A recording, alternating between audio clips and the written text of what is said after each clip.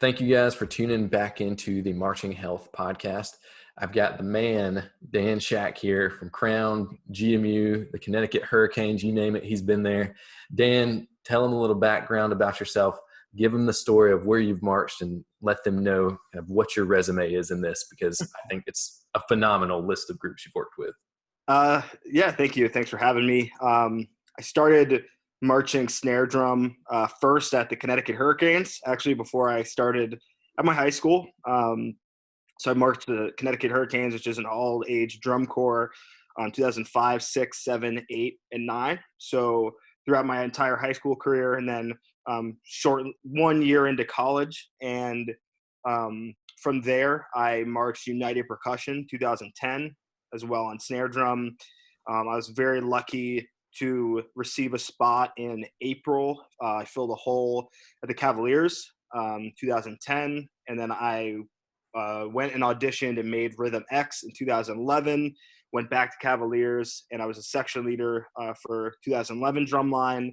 And then I kind of finished my marching career with 2012 Rhythm X, though I actually could have marched 12, summer 12, and then winter 13. But by that point, I had been marching from, the age of 14 to 22. So I was, I don't think I was burnt out, but I was feeling a little bit like, I was a little bit getting old, I guess you could say, Yeah. for just the environment, and I was ready to sort of just move on to whatever was next. Not necessarily planning to be designer and instructor, but just I'm feeling like I'm getting a little old to be a member now. So I kind of pulled away, and from there I got a gig teaching with 7th Regiment, which is an open class drum corps out of Connecticut.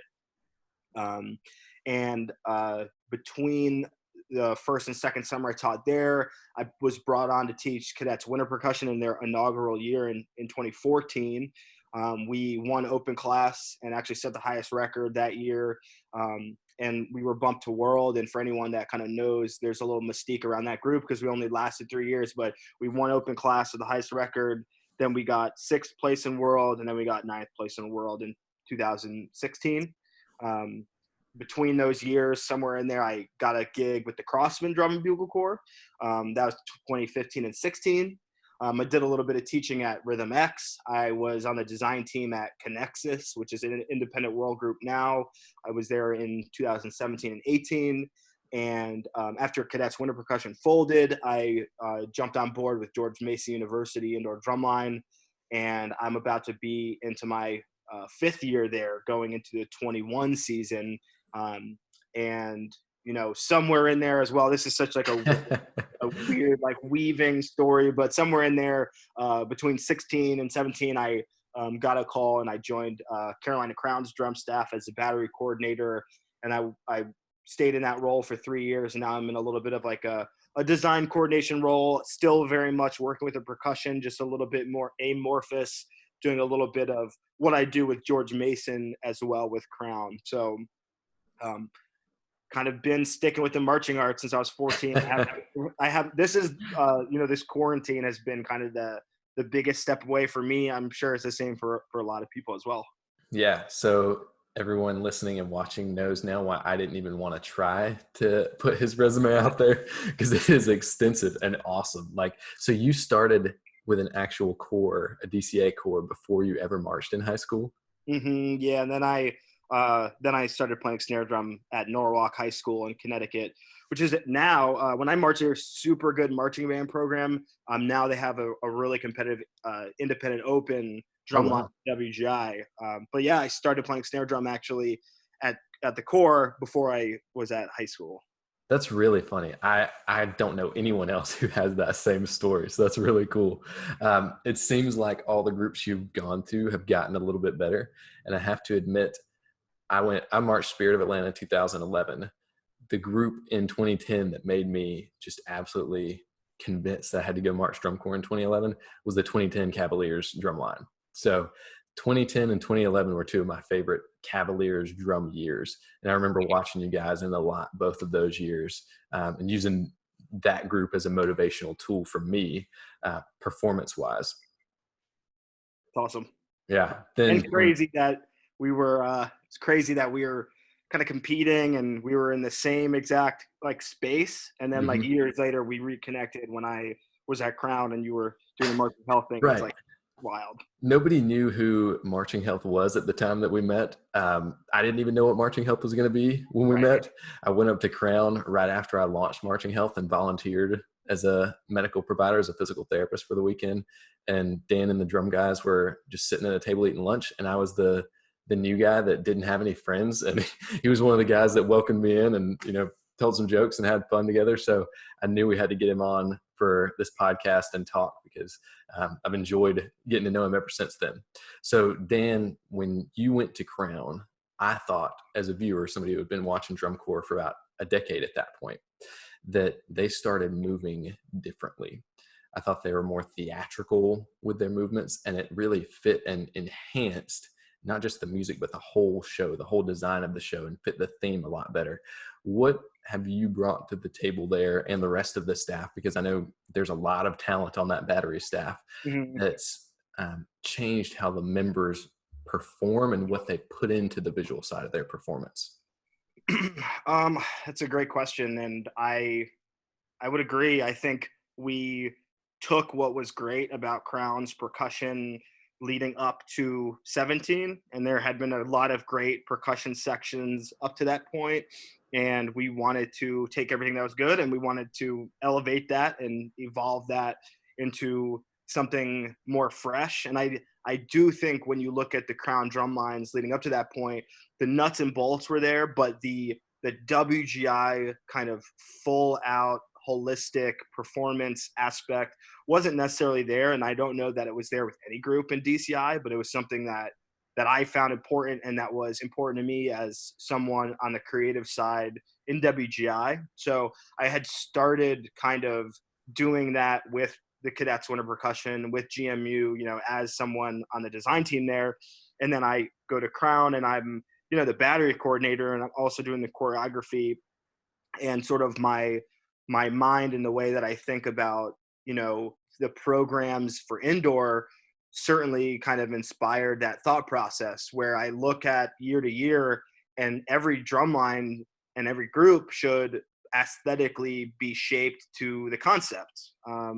To say that a group in like a show called Beast would look identical to a group in a show called Beneath the Surface, to me, doesn't make any sense. So that really starts on like a fundamental level of some of the choices that I would make with choreography and some of the vocabulary that we're drawing on. And in 17, we had a show that it was a little bit like Deconstructed, which is CWP 15. It is.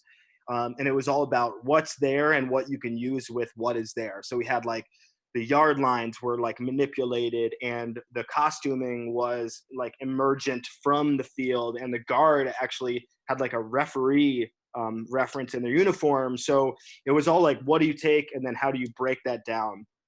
Um, so there was a little bit of that involved in the choreography and like the layering of the choreography, trying to take something that's like whole, break it, shift it around, almost like a what's it called, like a Rubik's cube. But in terms of just the aesthetic of Crown's drumline, it's all about like looking at the drumline and feeling like you can hear the music through the movement. And I've been certainly inspired by a lot of great groups. I think Blue Knights, when Mike Jackson was there, was a group where I'm like, there's so much there that I think works. But one thing that I wanted to take and kind of expand on was making it uniform and clean. Not only that, a drummer wants to express themselves visually. When you play drums, it's so physical. It's not like playing a flute where you're like, here, right? I'm moving my whole body. It's a very kind of embodied process. Why would we limit that to tracking?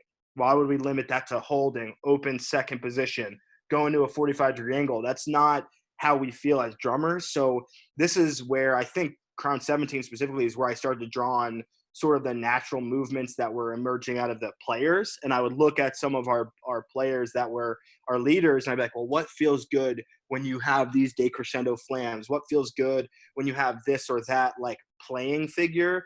So that the playing and the movement started to be really congruent, and they sort of, it grew out of the music in the way that you would think of a Mike Jackson drum line, or a lot of drum lines that you see now, honestly. But 17 was the beginning of that, where it was like, Crown has had a lot of things, but it hasn't been fully expressive visually. They did choreo, they did everything they were supposed to do, and it was good. It was well constructed, but it wasn't like that organic, natural approach. And I think 17 was like the first year we started to like, okay, I'm gonna play around with this. I think 18 is where you see that like, you like that takes off, and that was Beast, obviously. And I think that was really easy.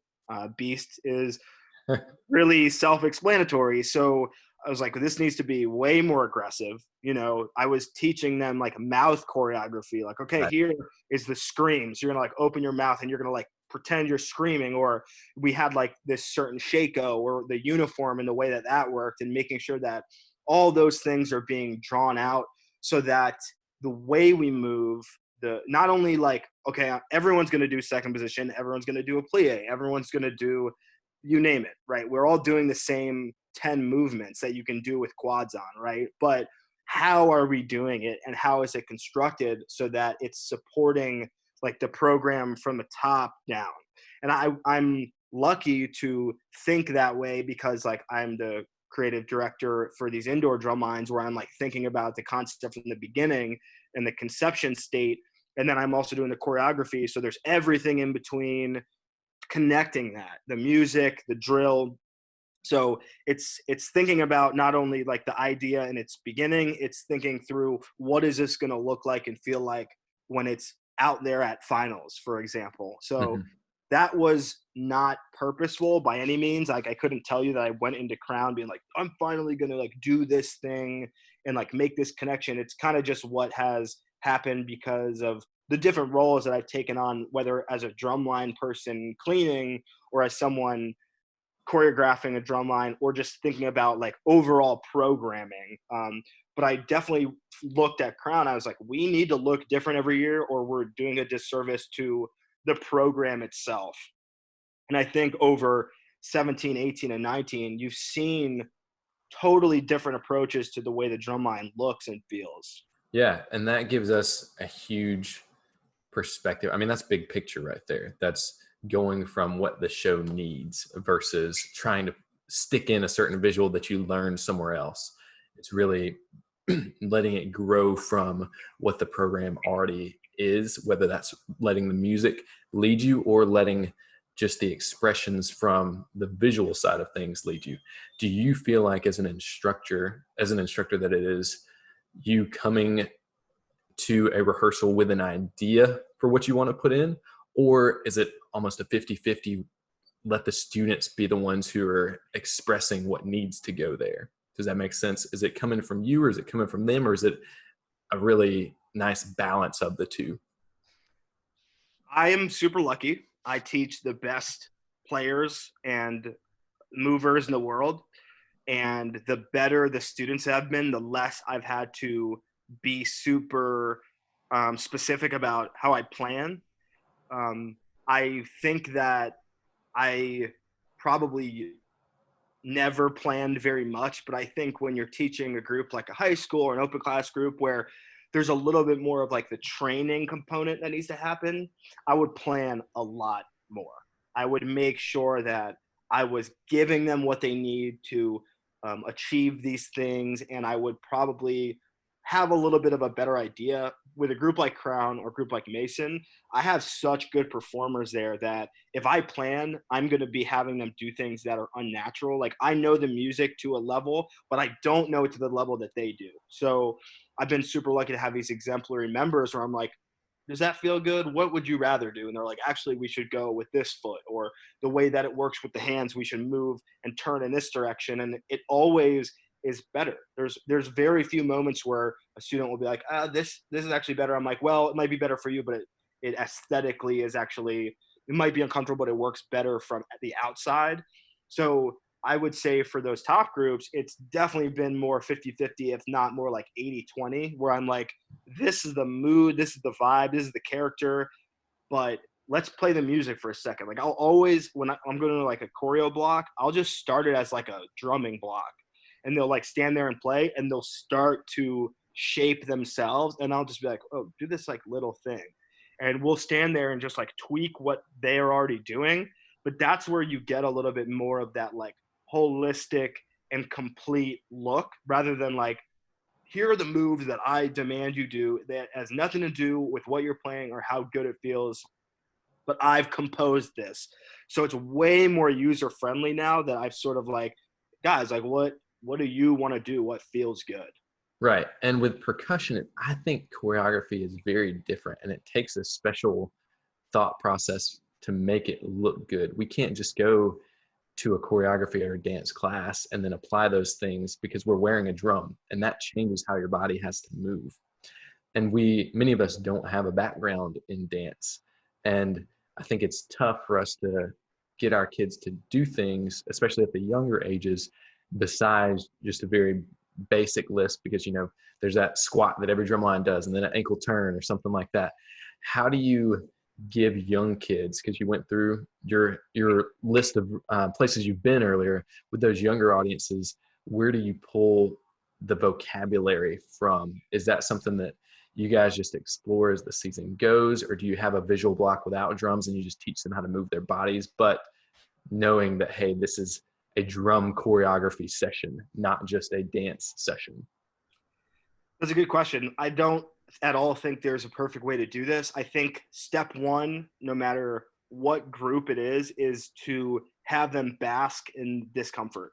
And for me, that's trying to put them into contexts where they have to get comfortable with their bodies, talking about their bodies, feeling their body, so that we can even have the conversation that's required to get into the 5 dance positions or those like 10 or 15 poses that we're all utilize in different ways. So like I always tell students, like, you need to get yourself in the gym, you need to get yourself in a spin class, you need to get yourself in a yoga class, you need to get yourself in a Pilates class, like something where you're going to be super uncomfortable, and they're going to be talking to you about your physiology in a way where you're like, oh, like this is a feeling. This is not, when we talk about visual things from an outsider perspective, you think it's all about what you see. But as I've gotten older, and I teach this to everyone, is these visual blocks, like I'm telling you what I see, but it's about what you feel. And if you move well, it's all about what you feel in your body. And you need to have a really great sense of body autonomy to even get to the point where I'm giving you information and you can apply it or understand it. So I always like to do yoga with those young students, because it's about isolating your spine. It's about talking about your hip alignment or your shoulder alignment. And these are such basic things, but you can stand in front of a 14-year-old kid and be like, here's how you break down posture. But if they're like so uncomfortable and they've never really encountered that, they're not going to be able to really apply that beyond just being uncomfortable. It doesn't go anywhere. So I think that would be my first like primary thing, is like getting that, like getting your body moving in a way where you can start to address like the internal workings of what it's going to take to isolate and to do those things that then lead to the basic things that you need to do. For me, I think less is more. So whether it's a high school or whether it's Crown, simple formats are the way to get better. And across the floors, basic push point exercises, that then evolve into plies, first, second, third, fourth, fifth position, force arch, inverted force arch, like all those poses that we use, doing them in simple formats. Because if you immediately just start tacking skills on, again, you're using words that might make sense, like, oh, you need to have a deeper plie, your right leg is a little bit, the angle versus the left leg, there's an asymmetry or whatever, like there's a million different versions. But if the student doesn't understand what's right as like a fundamental home base, you're speaking a different language. I think we'd have this exact same conversation about snare drumming, by the way. It's like the exact Yeah. because we start with eights, we don't start with Diddy, right? And this is the same thing. So at Crown, like I've used the same bread and butter, like push point exercises that are about isolating. They're about points of articulation on your foot. It's about timing. It's about how to use your body from like a static position to explode into either one step, two, or more.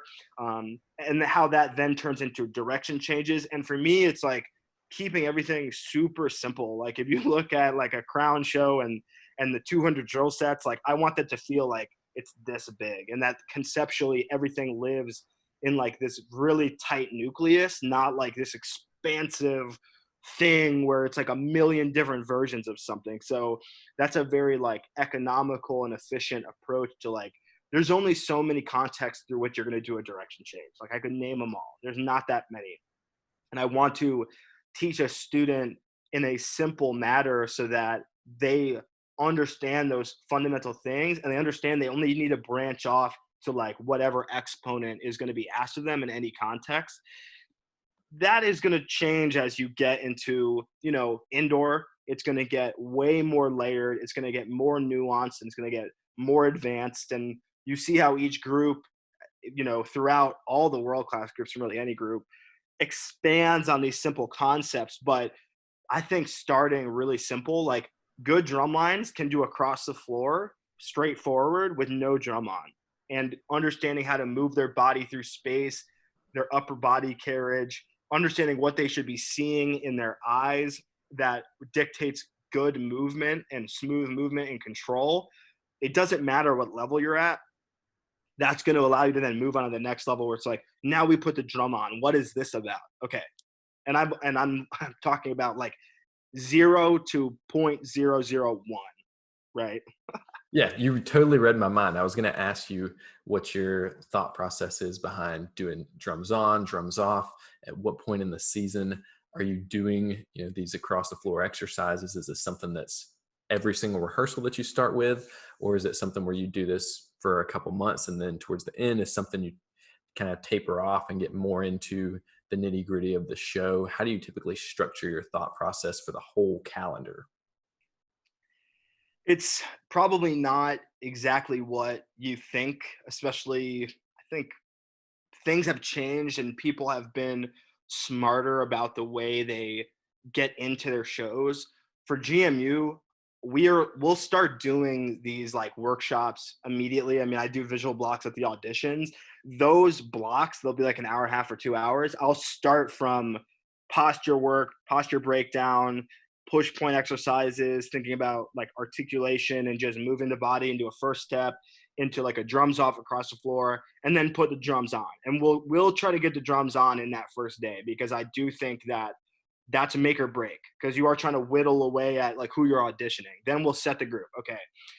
We have been better, I think, in the last 2 years about keeping those exercises consistent throughout the year at Mason and doing workshops. So like we're checking in, we're checking in. But to be very upfront, what your skills and responsibilities are in indoor drill are so different than what it is to do across the floors. It's almost not applicable at some point. So you can do all the work across the floors and everything can feel great, but when you're like moving at 200 beats a minute and you're playing ninelets that are a puttada and then singles, and there's a direction change at the end of that, and then you're doing body and it's integrated, those things, like there's a lot in between that breaks down. So we have gotten much more into like, we clean by cleaning the drill. We clean your marching technique by cleaning you in the drill. We clean your body fundamentals by cleaning you in the body. And I'll say, like, I've never been one to have a drum line do a lot of like body only, but I've been pushed to do much more like body only with the drums on, so that I can like get in there and really, really sculpt it. And that has been very helpful. And I think between 19 and 20 at Mason, you see a difference in the cleanliness and in the excellence of some of like the moving and playing stuff, because I've been a little bit more about the fundamentals of, okay, let's not play. Let's just like think through the counts and think through these poses. I picked up a lot of that stuff at Crown from Sean McElroy, who's like one of the best drill cleaners, and he's actually our ensemble coordinator at Crown, and he's our drill designer at Mason, and just a great friend. But he is always about like, we'll do our like visual basics blocks at Crown. Like I think I do 4 total in the entire year. And then we are strictly cleaning the drum line in drill contexts. And, you know, why am I going to clean this like box direction change drill if you're never doing that way in the show? You're always doing you know, your vectors changing, which is like, here's one pathway and then here's the other. And it's so different, specific for each person. And it's just not as simple as box drill, even though that is a great place to start. In that direction change, you also have a step size change. You also have an energy change. You also have a rhythmic change. So we have always really like cleaned in context at Crown. And I think that is for us, like you think you have all this time and you just don't. You really don't. And that has been a way for us to like upkeep the beats in the context of the drill so that it all is functioning together to get a really clear product rather than like, we're going to do visual basics all year. That being said, I do think there is a lot to be taken away from checking in with visual basics. And if I had it my way, totally, I probably would try to like do some kind of across the floors or do some kind of like fundamental check-in across the course and across the arc of the year.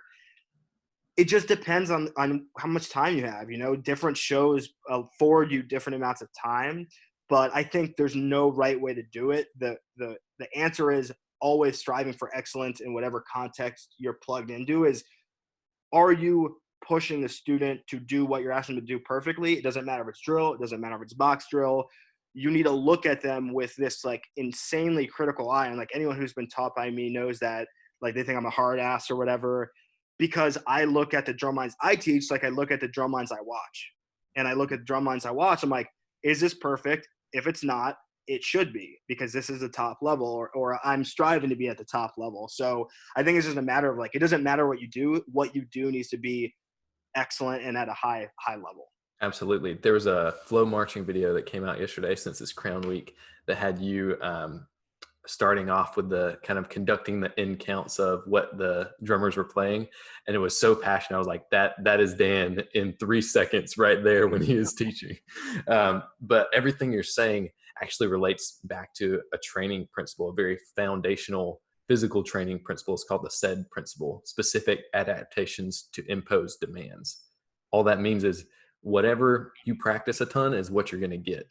So if you practice your basics a ton, you're going to get really good at them. I know as a snare drummer in high school, I was like the best ever at all the basics exercises. And then Mm-hmm. when I went to a drum corps audition and they handed me a piece of show music that I had to learn that day, I fell apart. I couldn't master all of those new concepts in that short of a period of time. But I made it through the first round of auditions because that first camp is usually just basics exercises. And then as I got older, I became much more aware of what the whole picture is and how to clean things within forms, how to break down and learn from specific parts of your music and parts of your drill. And I think that's really important for people to understand from a teaching perspective, that there's a lot of moments that you would miss if you do too much of basics, or if you do too much of show and you don't check in, like you said. But specific adaptations to impose demands is figuring out what the end product needs to look like, and then restructuring from there to make sure that you're mentally and physically adapting to get to that point. So there's a little bit of a work backwards process. And that goes back to that first big point you had about where you come from a choreographic and from a design perspective, really has to set the tone for how you get there and how you set up those checkpoints to meet yourself at the end point that you have in mind as a designer. So I love it. Yeah, there's a lot there, and I think that's a really interesting like concept. The you said SAID, SAID. SAID, specific adaptations to impose demands. That's incredibly applicable, and honestly, like I think what you just described yourself as, I was the opposite. I didn't really care about the basics, but I got a lot of chops because I was drumming on a drum all year round. I was watching a lot of videos. Like I knew like all of the 2008 and 9 Rhythm X books. I learned the entire Cadets 2005 book. Like I was shredding through music. So I could like play this crazy fast, intricate, hybrid stuff, but I really didn't know how to turn my left hand. So as a player, I had all this mass tacked on. I was like super strong, but I wasn't very lean. You know what I mean? And I didn't have a lot of definition. If I could like, draw a parallel to like working out or something like that. So I actually didn't really get into the nitty gritty of the fundamentals till Cavaliers. That was really where it was like, like I don't know how to turn my left hand. I don't know how to play grace notes. Like, and I gotten that far and I was fine. And I aged out probably still lacking some of those fundamentals. So we look at a student and it's like there's no even right way to be good.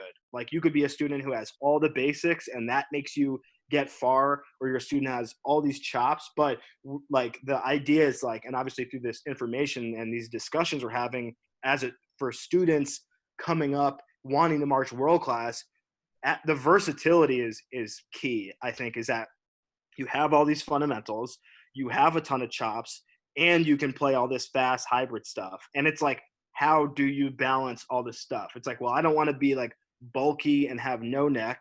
I also don't want to be like stick and just have speed. Like I want to be this like versatile kind of person that's dynamic.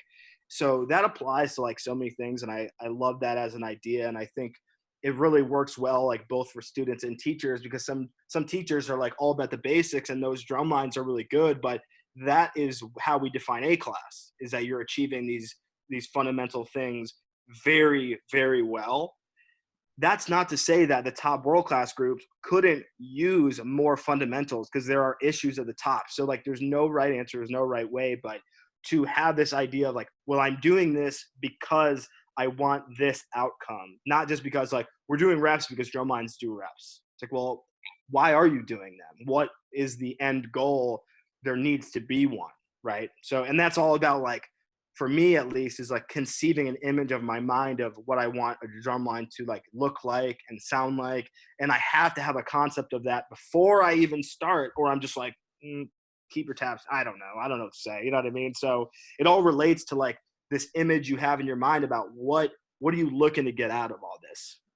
I love it. That whole point is, I think, is so valuable to a lot of people listening. I have one more question I want to ask you, and that is, how has the playing changed as you've developed more of the body movements? Because when I watch Crown now, and I auditioned for Crown, in 08, 09, those are some of my favorite lines at that time. I see, and obviously it's a totally different staff, but I see these lines like the 18 drum line that are playing these huge notes. And it's just a different feel in the hands. They're playing a lot higher. It's a lot looser. It doesn't necessarily impact clarity and all that, but how have you adapted your playing style to fit this whole design first concept? We honestly like kind of shape the way they play very similar to the choreography, where it's like, if it feels good for you, like break your wrist on this thing and it fits well within the image of this show, that's what we're going to do. So there's no like, you need to always lead from the beat and like this, like we've kind of gone away from that. It's like, well, year to year, really the way we play should be dictated by the leaders in the group. And then it's so much easier to be like, hey, everyone look into X person. Hey, this is your example. Match them. Match this section leader. 18 was the first year we stopped using heights. We didn't use heights at all. I You guys worked don't use heights? That's no, mind blowing to me. no. I worked very diligently to remove numbers from my vocabulary. So we only used like the Latin dynamics, and we did that again in 19. We do that at GMU, and I've been very lucky to teach with people from versatile backgrounds like Vanguard, which is about as far off from my background. I was taught by an old school cadet guy, and it was all about heights. And so that's been really big, is like, there's no right way to do this. The right way is to get the outcome you're looking for. And I definitely think, well, that's a lie. I don't think you need to use heights at all. And I don't think judges care at all about heights. I think they care about what they hear, which is cleanliness. So that's one thing, is we just done away with heights. And then we're like, well, what does this person look like? Like in the 18 line, we had Phil Andrews, who was like this monstrously chopped out dude who had been drumming since he's 2 years old on a rope tension drum. And he set this very specific standard for let's say how we play fortissimo triplet rolls. So we're like, guys, like this is what we're doing. This is how we're going to do it. And it was just all about look, match. And the choreo and the playing, those are very similar concepts. Like when I teach choreo a lot of the time, I'll mob up and everyone will look center so that we can see each other instead of like being in a block. Like choreo reads a lot better in certain forms, like stacked blocks, right? But to teach it, I like to have them face each other so that they're seeing the depth of how they lean or how their drum dips, because these are things I'm not going to use a height or a mathematical number to define, because lest I remind everyone, when you're running across the field at 200 beats a minute playing X, Y, or Z, you're not looking down and seeing 3 inches. You're going to hear, you're going to use your ears, and you're going to feel something in your hand. So I think using this more like intuitive visual approach to the playing and the choreo, it's all been one thing. And then I think if you're thinking about the crown lines of, you know, the previous era, even, you know, 12, 13, 14, 15, 16, it started to change. 15 and 16, you know, it kind of started to change, but we've gotten in more of like a, you know, what we took away from Rhythm X, which is like a very neutral, relaxed grip, like this, like a moving fulcrum, where it's like a lot of people teach the T grip as like the primary fulcrum, which is fine. But also, like, what if your back fulcrum and your back fingers are fully developed? Some things require back versus front. It's a more hybrid approach to considering a fulcrum. Like, I personally can play fast triplet rolls without my front fulcrums on because I trained the back of my hands. And now you're playing with a more neutral approach that requires less variability, very similar to how I would teach marching. Like, I want as little change as possible. What does this particular figure need? How much finger does it need? How much wrist? How much arm? And then you just like figure out what that, like, the different proportions are, instead of like this is always this or that's always that. It's something that's fluid. Um, so I think those have been probably what you may notice about Crown, and I think specifically the openness of the sound and this thought that there should be resonance at all levels, whether you're playing pianissimo, whether you're playing 3Fs, everything should be vibrating. Your hands letting the stick vibrate, the drum, the head, the rim, it all needs to be vibrating and moving air, because that's what's creating sound and that's what's creating sound quality. It's crazy when I see people on YouTube, because I stupidly read the comments sometimes, but it's crazy when I see people write Crown hits the drums hard. We never talk about that. I talk about moving the stick with speed, especially from a top end, throwing the stick with speed and velocity, and keeping the hand like super loose and relaxed so that everything you have is contributing to your sound and you're not like hurting yourself or like bearing down. Because that's not like when you hit a golf ball and you hold a golf club, you're not squeezing the golf club. You're holding it relaxed so that it vibrates and that you're getting as much speed and resonance into the ball, or like a baseball bat or whatever. I'm not a sports person, but I know Right. you're not gripping the crap out of it, because then you're just taking shock into your body versus like I'm letting the stick, and the sticks are designed to do that. They're designed to bounce. So that's been like, and like if I could maybe sum up my like my rambling is like, what's natural to the player? What does a drummer want to do when they drum? This is what they want to do. You don't see Travis Barker like he's like dancing and moving. That's what we want our drummers to feel like, that they're musicians and they're drummers. Right. And I think those things benefit the performance, which goes back to the whole, concept of how you teach, which is a performing art first. So those are all excellent thoughts. And Dan and I are going to be working to come up with some content to really help educators start from square one and get their drum lines to understand these basics and some of these principles, especially with movement. So Dan, what's the easiest way for people to get in touch with you if they want to follow up after hearing some of these thoughts? I would say the easiest way is my website, danschack.com. I bought the URL and it's awesome. And there's like a contact forum in there. I'm also, Facebook, Instagram. I have a Twitter, but I don't use it because I can't read Twitter because it's too dark. But any of those social channels are fine. But The website is the easiest way, and it's also where I archive a lot of my work. So you're going to find a bunch of videos, all the podcasts, interviews, or content that like I've created, and much of it is kind of along the veins that we've been talking about. So my website is fine, and it's very easy to find. It's just my name.com. Awesome. Well, thank you so much for being on here, Dan. I'm sure people learned a lot from listening to this. Appreciate it. Thank you.